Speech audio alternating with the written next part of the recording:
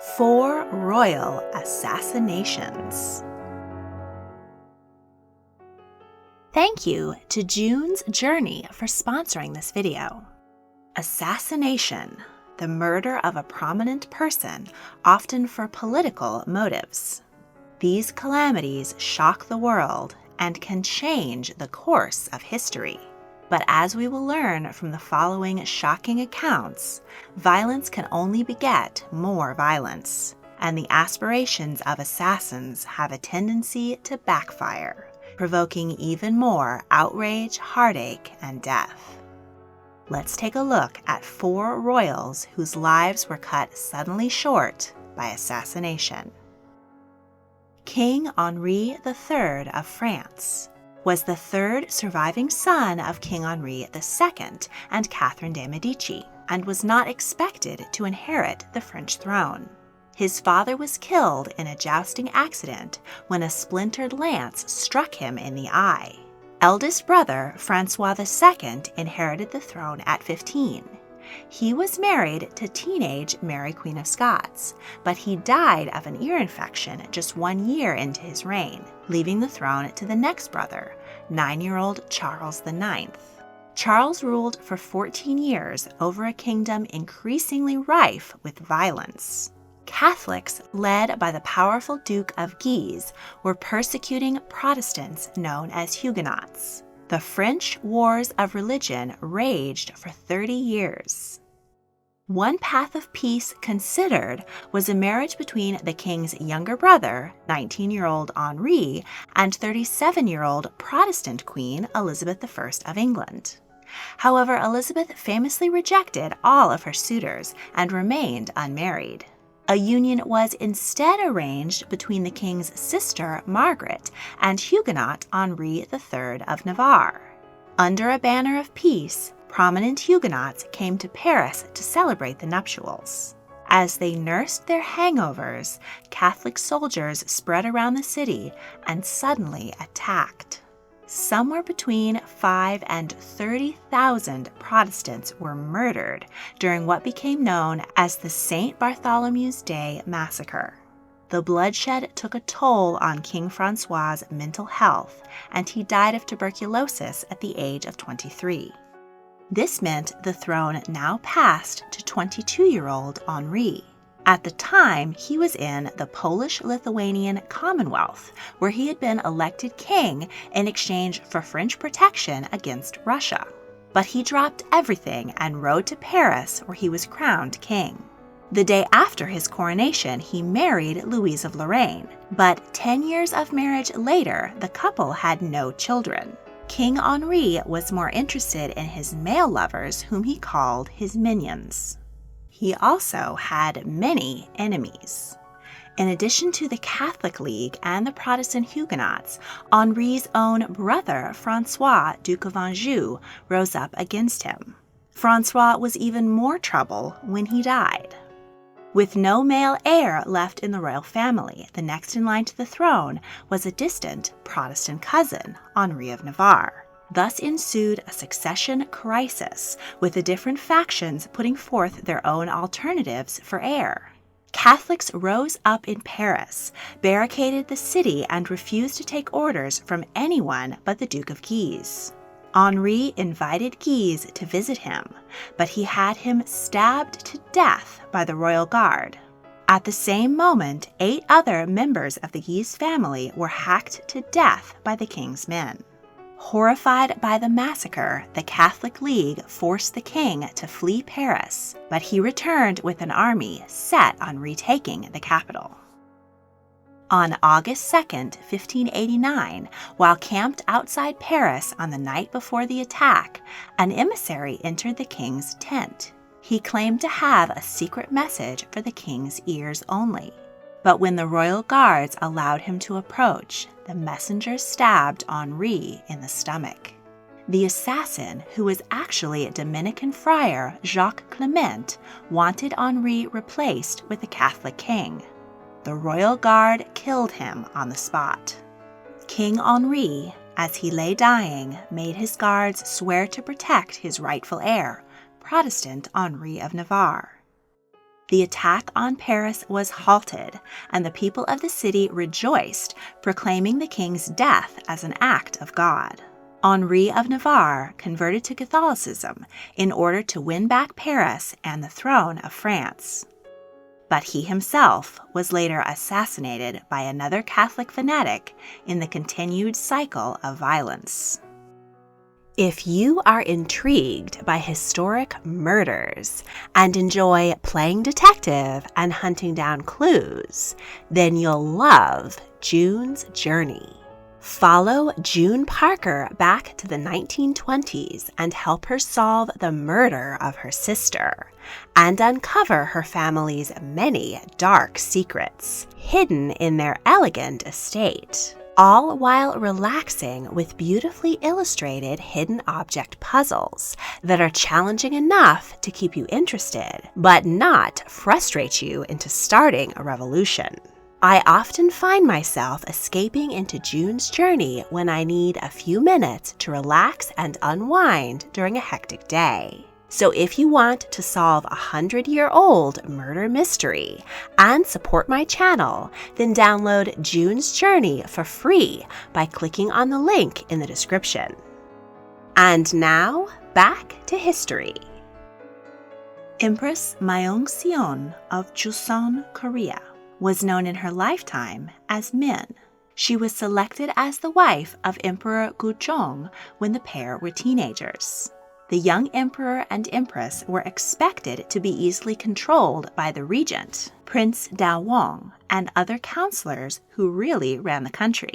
But beautiful Min surprised the court, as rather than occupy herself with fashion and parties as her new husband did, she had a keen mind and political ambitions. She gave birth to a son, but the baby died 4 days after birth. She suspected her enemies at court may have poisoned her with a ginseng tonic, causing the child's demise. Prince Daowang accused Min of infertility and encouraged the emperor to have an heir by one of his concubines. Min conspired against Daowang, claiming that the emperor, now 22, was old enough to rule on his own. She forced him from court along with her husband's concubine and their son. She took control of the imperial court and placed those loyal to her in high positions.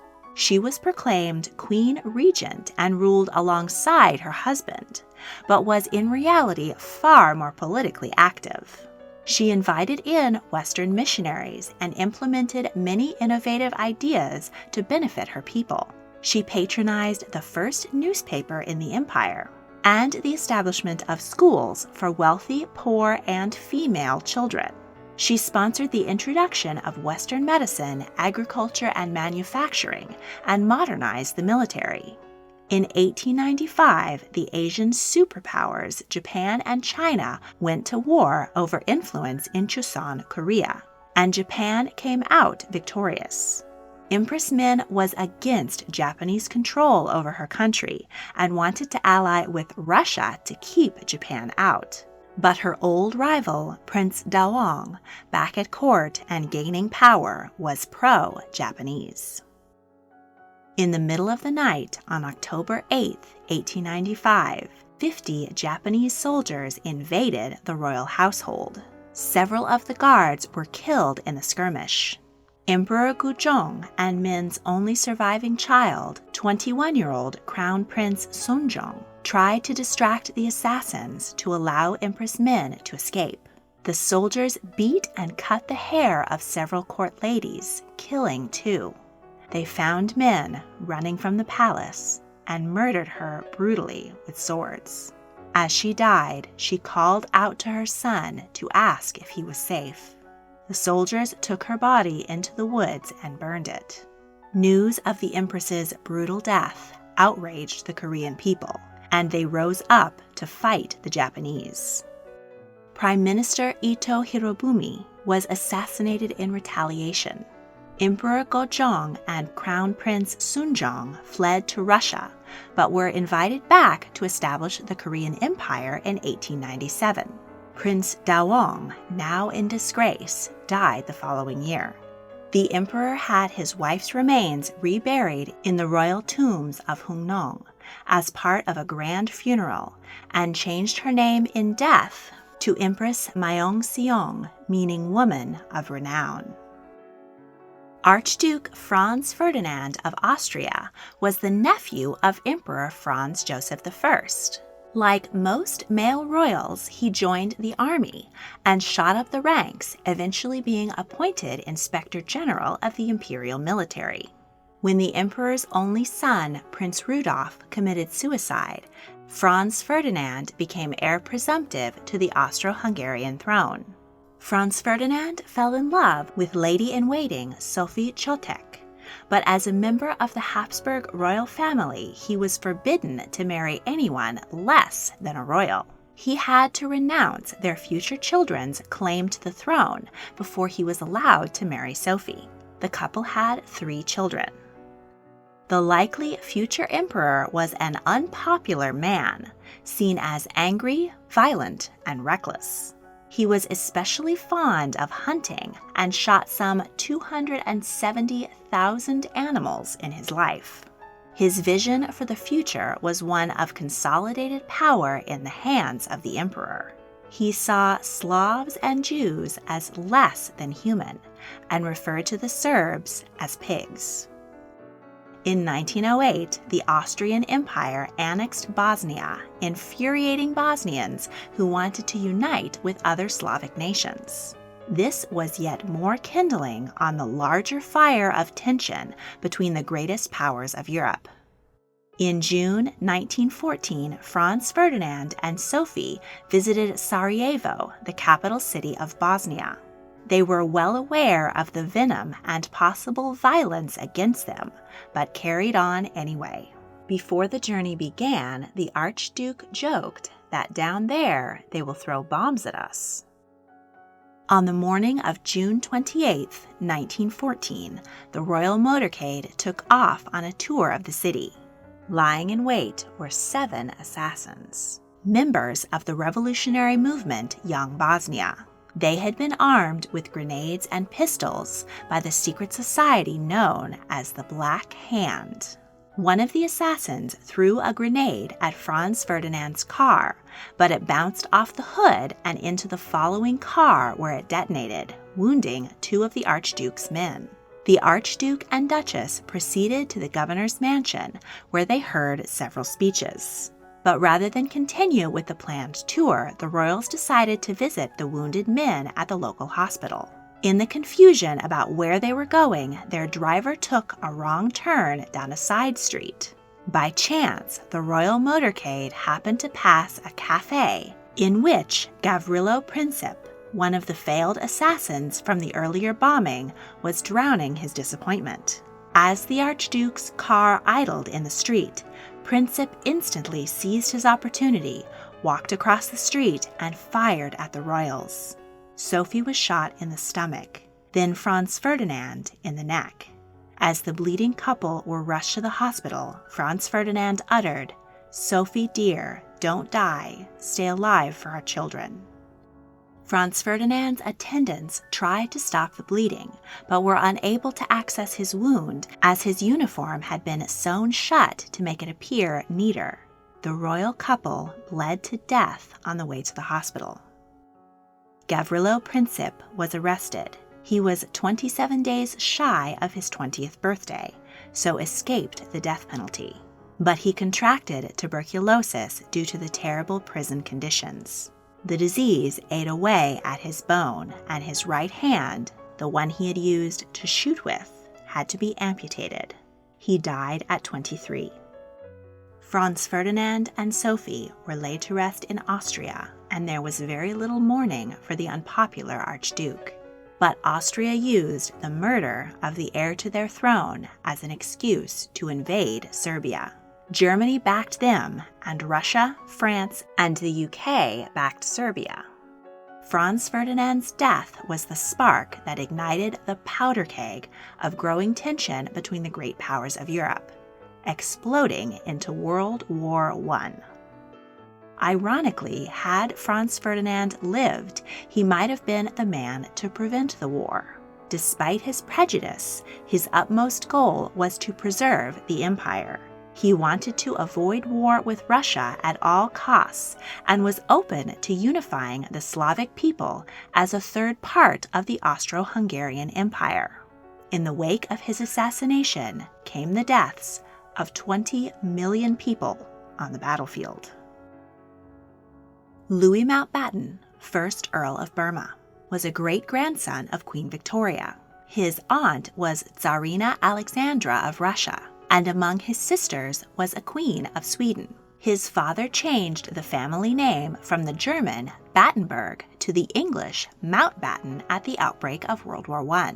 Royally well-connected young Louis embarked on a career in the Navy and served in World War I. In the roaring 1920s, he was among the bright young things. He and his wife Edwina spent most of their marriage in other people's beds. The couple had 2 daughters, Patricia and Pamela. His sister Alice married Prince Andrew of Greece and Denmark, but in 1922 the King of Greece was forced to abdicate and the royal family was banished from the country. Alice suffered mental health problems and was institutionalized. Her youngest child, 7-year-old Philip, was sent to England to be raised by his grandmother. The young prince grew to see his Uncle Louis as a surrogate father, especially as he rarely saw his own father, who lived in France. During World War II, Louis was appointed Supreme Allied Commander in Southeast Asia. He oversaw the recapture of Burma and Singapore from the Japanese and was created Earl of Burma. Louis continued to guide his nephew Philip's naval career and his love life. He arranged a meeting with Princess Elizabeth, the heir to the throne, and the pair hit it off. When they married in 1947, Philip became a British citizen and legally took his maternal family name, Mountbatten. Louis was thrilled that the new royal dynasty would bear his name, but the royal family decided that they would keep the name Windsor. Louis was appointed the last British Viceroy of India. He oversaw the partition of India and Pakistan and the transition of India from a possession of the British Empire to an independent nation. Next, he served as First Sea Lord and Chief of the Defense Staff, and was the longest-serving head of the British Armed Forces. Louis kept close ties with Prince Philip and the royal family and became a confidant and father figure to Charles, Prince of Wales. On August 27, 1979, 79-year-old Louis was vacationing with his family at his summer home, Classiebawn Castle, in the seaside village of Mullimore, Ireland. He, his daughter Patricia, and her husband and twin sons, Nicholas and Timothy, went out lobster potting on Louis's boat, the Shadow 5. When they were a few hundred yards offshore, IRA member Thomas McMahon detonated a 50-pound radioactivated bomb he had hidden on the vessel the night before. Louis's 14-year-old grandson, Nicholas, and 15-year-old crew member, Paul, were killed by the blast. Everyone on board suffered serious injury. Louis was pulled out of the sea by local fishermen. He was still alive, but his legs were blown off. He died before reaching shore. The Irish Republican Army, or IRA, claimed responsibility for the attack in protest of the British occupation of Northern Ireland. But rather than retracting their troops, the British government began to more directly oppose the IRA in the wake of Louis's death. Bomber Thomas McMahon was arrested and convicted. After serving 9 years, he was released in 1988 as part of the Good Friday Agreement, which ended hostilities in Northern Ireland. Louis Mountbatten was buried at Westminster Abbey and eulogized by Charles, Prince of Wales. A special thank you goes to my patrons, Aida Figueroa and Nicole Bueno. If you enjoyed this video, please like, subscribe, comment your thoughts, and check out my other royal history videos. If you really want to help, please consider supporting me on Patreon. A link is in the description. Thank you for watching.